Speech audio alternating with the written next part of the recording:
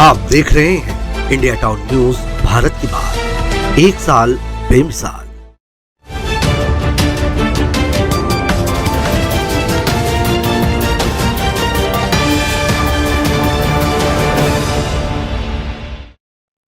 नमस्कार, आप देख रहे हैं इंडिया टाउन न्यूज और मैं हूं आपके साथ प्रगति ठाकुर। आइए बात करते हैं छत्तीसगढ़ की ताजा तरीन खबरों की। छत्तीसगढ़ में कृषि भूमि पर एथेनॉल और पावर प्लांट लगाने के विरोध में बेमेतरा जिले में रांका और आसपास के 30 गांव के लोगों ने रविवार को विशाल महापंचायत बुलाई है।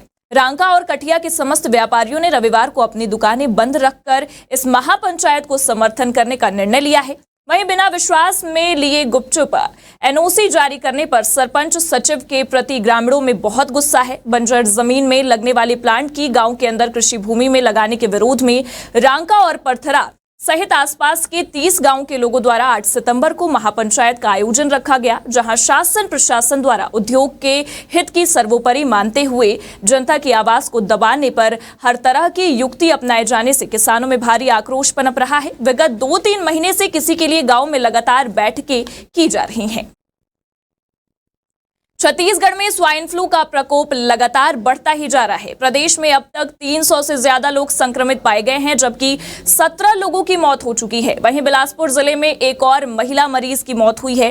बिलासपुर हॉटस्पॉट बना हुआ है। यहां स्वाइन फ्लू से अब तक 9 लोगों की जानें गई हैं। प्रदेश में स्वाइन फ्लू को लेकर स्वास्थ्य विभाग अलर्ट मोड पर है। विभाग ने नियंत्रण के संबंध में एडवाइजरी भी जारी की है। स्वाइन फ्लू, जिसे H1N1 इन्फ्लुएंजा वायरस के कारण होने वाला फ्लू संक्रमण कहा जाता है, एक अत्यधिक संक्रामक श्वास संक्रमण है। ये वायरस सुअरों से शुरू होता है और पहली बार 1919 की महामारी के दौरान पहचाना गया था। आज भी ये मौसमी फ्लू वायरस के रूप में फैलता है। बिलासपुर में वन सेवा परीक्षा के पैदल चाल परीक्षण में हुई भारी गड़बड़ी के बाद नियुक्ति दिए जाने के आदेश को नहीं माने जाने पर हाईकोर्ट ने अपर मुख्य सचिव को अदालत की अवमानना पर नोटिस थमाया है। राज्य वन सेवा परीक्षा में चयनित ACF एवं रेंजर उम्मीदवारों को नियुक्ति पूर्व पैदल चाल कराया गया था, जिसमें 4 घंटे में 26 किलोमीटर की दूरी पूरी करनी थी। लेकिन देखा गया कि आयोजन स्थल में भारी अव्यवस्था के बीच कई उम्मीदवार तय दूरी 4 घंटे कुछ मिनट में पूरी तो कर चुके थे। वन मंत्री केदार कश्यप ने अभ्यर्थियों के भविष्य को ध्यान में रखते हुए सभी प्रभावित उम्मीदवारों की नियुक्ति प्रक्रिया जारी रखने की अनुमति दी थी।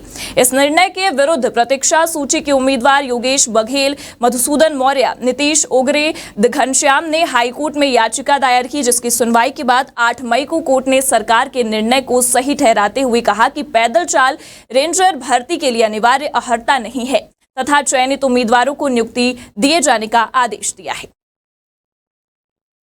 बिलासपुर जिले में स्वाइन फ्लू से ग्रसित एक और मरीज की मौत हुई है। महिला 31 अगस्त से सिम्स मेडिकल कॉलेज में भर्ती थी। शनिवार को इलाज के दौरान उसकी मौत हो गई।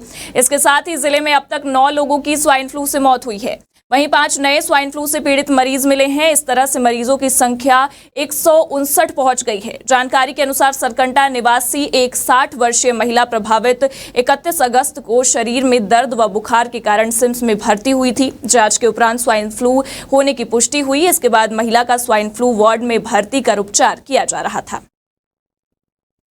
वहीं बिलासपुर में देवरी खुर्द में पागल कुत्ते ने आतंक मचा रखा है। कुत्ते के हमले से अनेक बच्चे घायल हुए हैं, जिनका सिम्स में इलाज जारी है। इनमें से एक बच्चे के सिर और हाथ में 20 से ज्यादा टाके लगे हैं। सिम्स प्रबंधन ने बच्चों का इलाज जारी रहने की बात कहते हुए सभी की स्थिति सामान्य बताई है। बीते 2 दिनों से देवरी खुर्द क्षेत्र में पागल कुत्ते का आतंक फैला हुआ है। 5 व 6 सितंबर को घर के बाहर खेल रहे बच्चों पर एक कुत्ते ने हमला कर दिया। एक के बाद एक बच्चों को नोचकर बुरी तरह से जख्मी किया है। आनन फानन में परिजनों ने अपने बच्चों को अस्पताल में भर्ती कराया। पागल कुत्ते की दहशत से क्षेत्र में हड़कंप मचा हुआ है।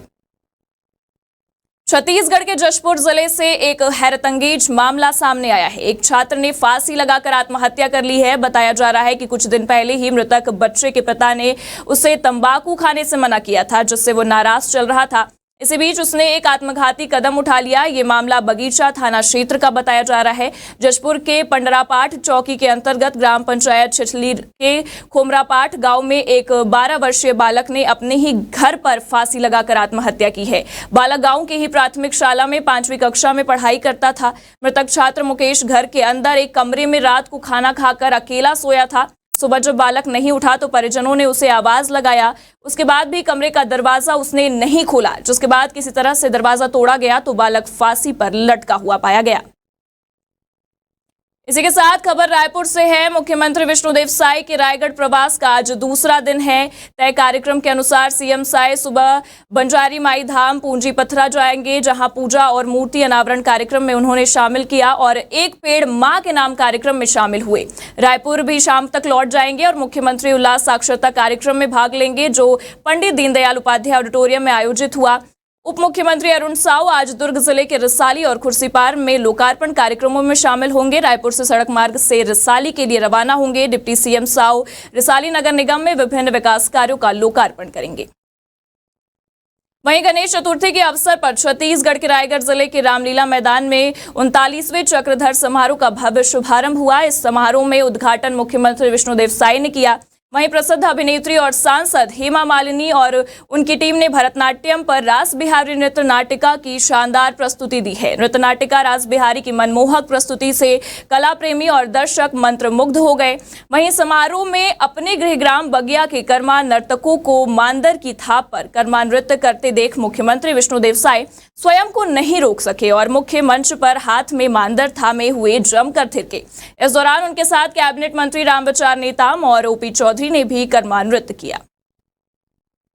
खबर रायपुर से है, जहां 2-3 महीने से वेतन नहीं मिलने से परेशान नगरीय निकायों के कर्मचारी नियमित वेतन भुगतान समेत 6 सूत्रीय मांगों को लेकर फिर से आंदोलन की तैयारियां कर रहे हैं।